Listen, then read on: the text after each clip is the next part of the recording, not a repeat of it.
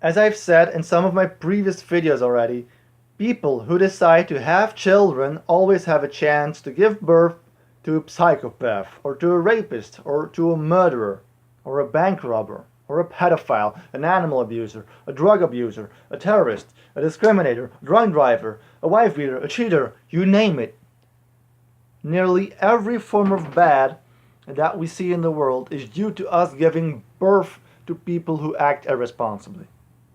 That's what we have created. And yes, on the other hand, we have also given birth to good people. People who are doing their best to save and rescue the people and the animals who are victimized by these irresponsible lunatics. But you see, this is a ridiculous competition between good and bad.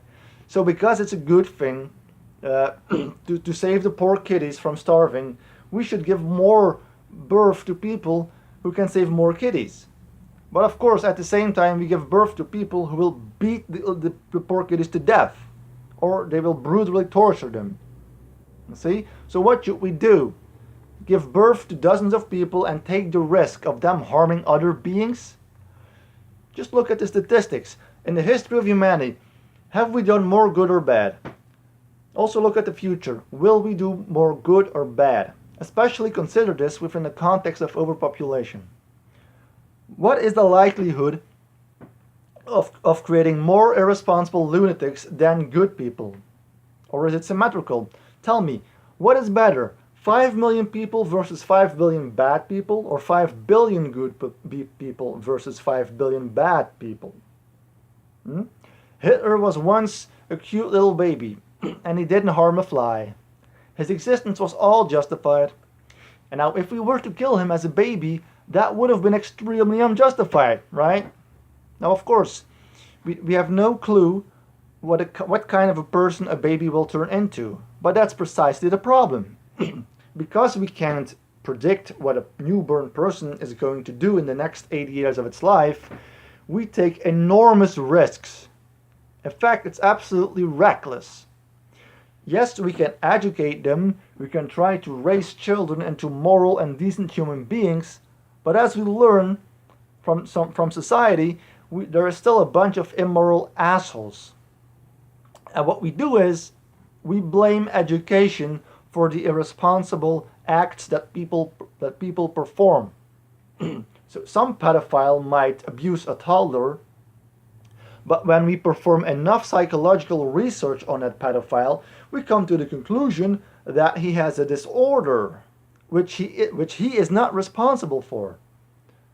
Or he had to deal with an abusive trauma back when he was a child. And therefore, the poor bastard couldn't help his irresponsible behavior. So now, it becomes justified.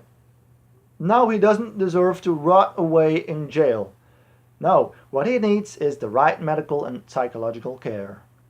Okay, so as the population is growing, we create more diversity within psychological disorders, or whatever it is that we use as a justification for irresponsible behavior.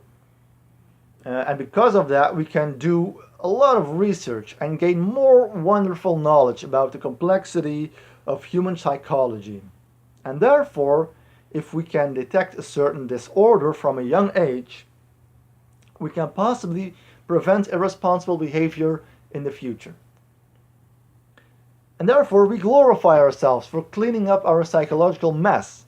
And therefore, all the victims who were abused, tortured, and killed by all these irresponsible psychopaths were all worth being abused, tortured, and killed. Yes, they were all worth being victimized, because now we can be proud of ourselves for giving birth to billions of irresponsible people with every form of psychological disorder that we can study and apply the right education, the right medical and psychological care to people with disorders in the future. You see? Okay, so basically we are welcoming every psychopath to increase our knowledge of their psychology in order to prevent irresponsible behavior in the future. And therefore all their victims are worth it, Really? Kind of absurd and hypocritical, don't you think?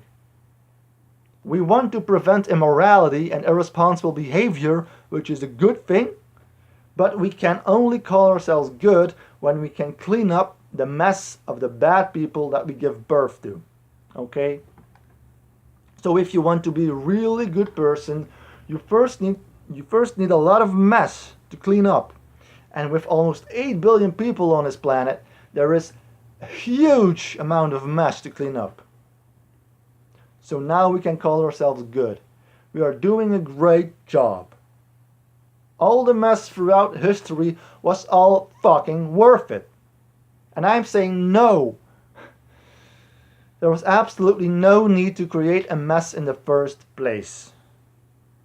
You can only call yourself a true hero if you don't create a mess to begin with. If you don't give birth to a troublemaker. But no, people who don't give birth are seen as negative, pessimistic, depressed, nihilistic. Well, yes, we are pessimistic and depressed because of the people who give birth to a complete fucking mess that has to be fixed all the time. They have created their own pool of blood. All these goddamn wars. Piles of dead bodies. Billions of people and animals sacrificed and slaughtered in horrific and brutal ways. All of that was fucking worth it because of their idiotic, fucktarded religions. The religions that told them that life is fucking holy and that we should breed all over the planet. This kind of attitude towards life that we must create high quantities of new life is totally unacceptable and unjustifiable. There is no fucking way to justify all the mess that we have created by giving birth to billions of people. Even after we have cleaned half of the mess. It's too late. The damage has happened. The suffering took place. The blood has been spilled. The agonizing experience have been experienced by real sentient beings. You just can't undo that. Alright? I mean, we have created all the unjustified situations. All of them. Well, pretty much most of them. Most of them. As an experiment. Apparently we had absolutely no clue what might happen if nearly 8 billion people are walking the earth. Of course not, because the majority doesn't care. They just want children for themselves to satisfy their own selfish needs. And finally we're starting to realize that, oh yes, it's getting quite messy. We have been too greedy and too selfish. But it's too late. A large amount of the population continues to be selfish assholes. Billions of them. Thanks to them, we have more and more work to clean the mess, to avoid misery, to avoid their self-created misery. Life is ironic, deeply ironic, and deeply absurd. I will keep repeat this. It's backwards. We love what we hate because we need the hate to fight it. We need the hate to fight it so that people can love us for having defeated the hatred. If there is no mess to clean up, if there are no bad things to fight, if there's no pain to heal, no tears to wipe away, no negative emotions to deal with, then you can't help anybody. And therefore you can't be a hero. You can't be a good guy or a good girl. We need the bullshit, we need the tragedies to become heroes, to become moral knights. And I am saying no. We don't need the bullshit, and therefore we don't need to be heroes. We don't need to be losers nor winners. Okay, that's my point. And that's the only way for us to become absolutely equal, through the prevention of birth, through the prevention of coming into existence, through the prevention of giving birth to injustice and inequality. Okay? The one and only thing that I truly desire is absolute peace. And what we don't understand is that we have to sacrifice our entire existence to obtain this absolute peace. We don't understand that this is absolute beauty. I mean, why, oh why do we interpret non-existence as dark, obscure, and oppressive? It's literally heaven. There is nothing better than to remain unborn without a self. Pure selflessness. The absolute absence of selfishness. The absolute absence of self-defense. Self-defense. The absolute absence of self-interest. To sacrifice your entire self, to sacrifice your identity, your beliefs, your ideas, your personality, your gender, your emotions, your love, your hate, your desires, your attachments, letting it all go to obtain absolute peace. If there is a God who is all loving and all good, he definitely would sacrifice himself to become totally selfless. Therefore, God is nobody. He is absolute peace. And if you become nobody, you become God. It's from the moment that you lose all your desires, all your wants and needs, that you become perfect.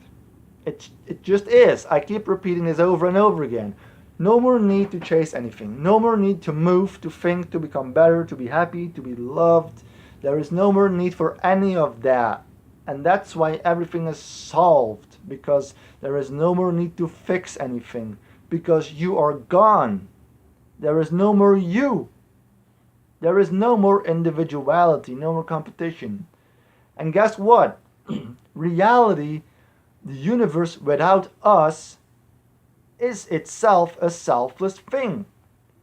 And you have the possibility to transcend into the selfless state, but only when you sacrifice your selfish existence. So the main moral priority for humanity is to stop giving birth to selfishness. Alright? And that's all I can say. And I will say it again and again and again. But now I'm done. I'm done talking. I will see you in my next video.